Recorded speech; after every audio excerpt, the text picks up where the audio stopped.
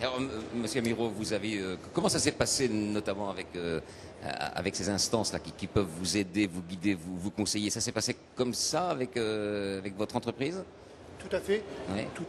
Quand on va, avant de partir, il faut qu'on récolte un certain nombre d'informations.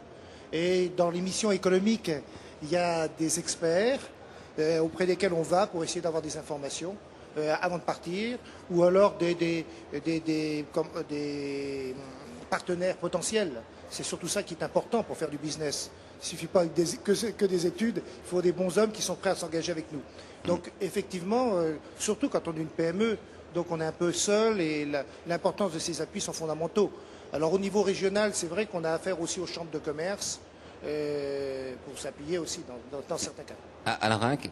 Oui, en écoutant tout ça, vous avez tous raison, nous avons tous raison.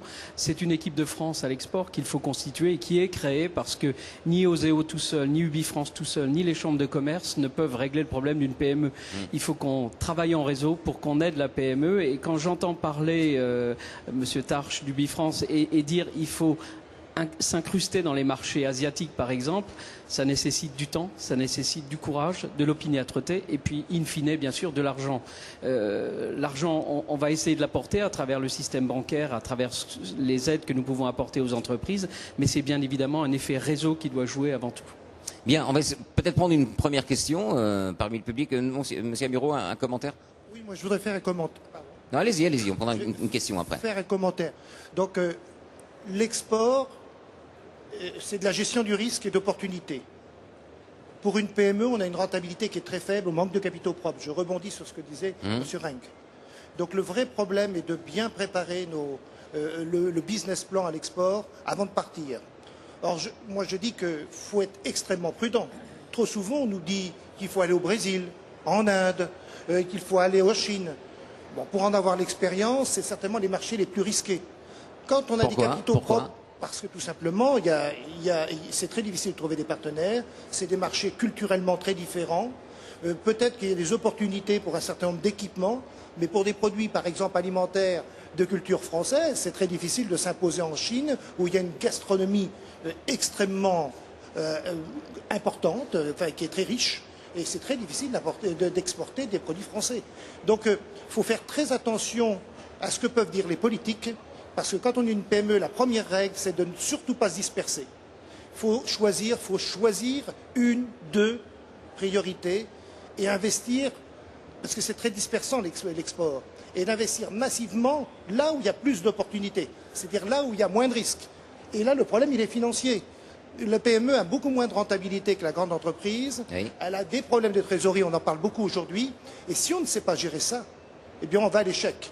Et je pense que l'une des difficultés que nous avons aujourd'hui, c'est qu'on n'a pas réglé ces problèmes fondamentaux de façon générale, je dis bien, et ensuite, il faut qu'on adapte effectivement nos moyens sur le plan spécifique de l'agroalimentaire.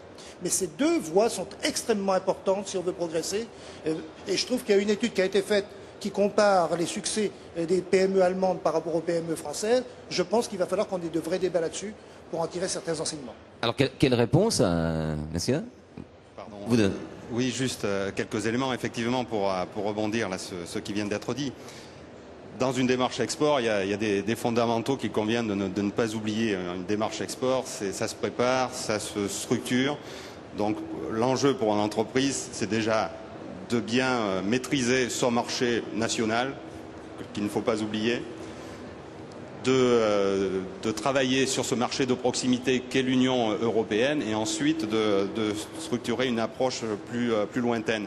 C'est fondamentalement la mission de conseil qu'apportent nos experts. Il y en a 63 aujourd'hui qui sont arrivés au CIAL et qui vont rencontrer de nombreuses entreprises. Ils en rencontrent plus de 2500 tous les ans. Donc on voit bien qu'effectivement il est toujours essentiel de revenir à ces fondamentaux. L'export, ça se prépare, ça nécessite des moyens humains, des moyens financiers. Ce ne sont pas des actions ponctuelles sur un marché, mais des actions qui se construisent dans la durée, et ça nécessite beaucoup de temps. Et je crois que déjà, quand on a compris ces préalables, on peut y aller. Bruno Favier, rapidement. Rapidement, vous me connaissez, vous savez que je parle trop, c'est ça? Alors, en complément, oui, bien entendu, ça doit se préparer, ou alors c'est une affaire de coût, je crois que c'est ce qui a été présenté tout à l'heure. Soit c'est un axe stratégique de l'entreprise.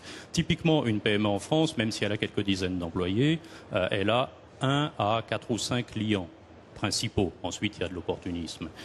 Développer une démarche export, ça veut dire chercher un client, 2, 3 clients supplémentaires sur un marché lointain. Ça veut dire doubler presque sa capacité de contact avec des entreprises, avec des réseaux, avec des réglementations. Ça demande effectivement un investissement lourd.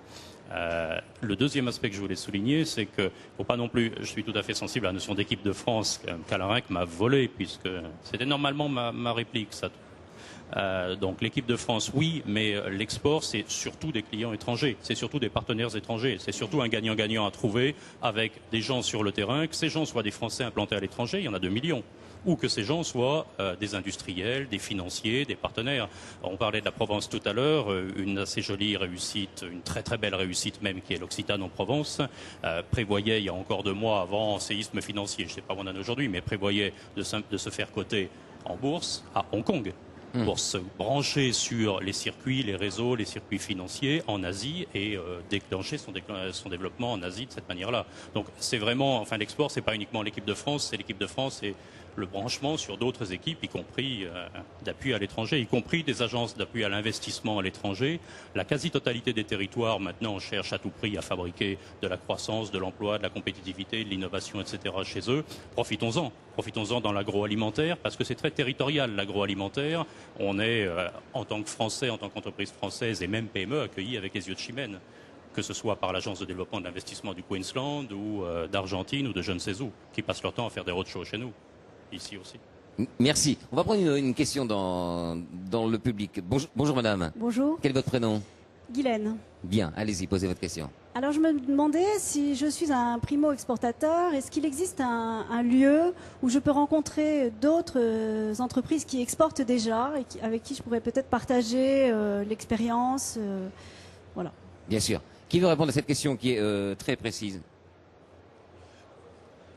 Je suis au niveau de l'ANIA, qui est notre organisation professionnelle agroalimentaire. Oui. Nous avons mis en place un club des exportateurs qui est par objet c'est un réseau. Et là, on fait un échange entre chefs d'entreprise, de nos contacts, des opportunités. Et comme le business est surtout une histoire de contact, c'est une affaire d'hommes, c'est donc très important d'être porté dans le cadre de ce type de réseau. Mais il y en a d'autres dans d'autres organisations, comme celle spécialisée dans les PME qui s'appelle la FEF. Mais je pense que c'est un très bon point de départ. Après, il y a d'autres institutions qui sont bien connues pour ça.